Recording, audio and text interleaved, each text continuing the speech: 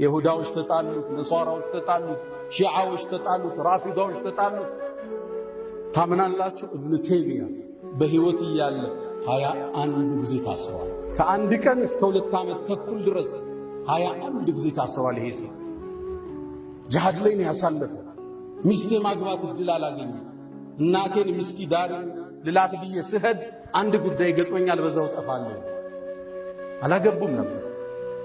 አለባበሳቸው መጠነኛ የሆነ ዱንያ ላይ ግድ የሌላቸው። ለዛ ነው ኢማም ስዩጢ ዓለሙ ዙሃድ የዛሂዶቹ ምልክት ይሉታል ኢማም ስዩጢ። ታዲያ ትግል በዛበት፣ ጠላቶቹ ያስፈራሩት ገባ። አንዴ ያስሩታል፣ ሌላ ጊዜ ይፈቱታል።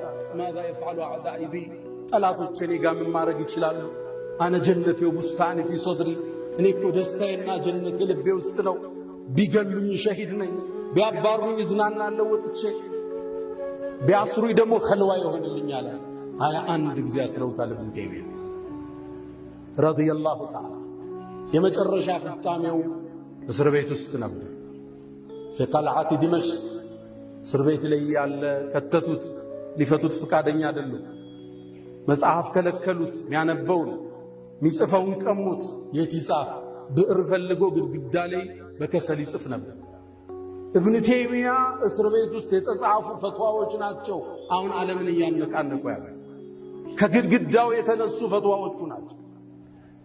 እጅ አልሰጥም ባይነትን ለዚህ ትውልድ አስተምሮ አለፈ። እስር ቤት ላይ መጨረሻ ቀለሙንም ቀሙት። ምን ያድርግ? መጽሐፍ የለ፣ ጽሑፍ የለ። ቁጭ ብሎ ቁርአን ማክተም ጀመረ።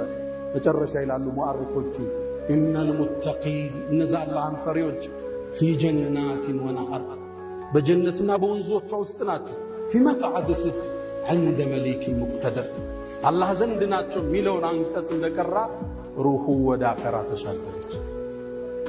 ኢብኑ ተይሚያ የዚህ ትውልድ ሞዴል፣ የወጣቱ ሞዴል፣ ለዲን የሚሰሩ ሰዎች ሞዴል፣ ለውጥን ላሰቡ ሰዎች ሁሉ ስንቅ የሆነ ታሪክ ኢብኑ ተይሚያተል ሐራኒ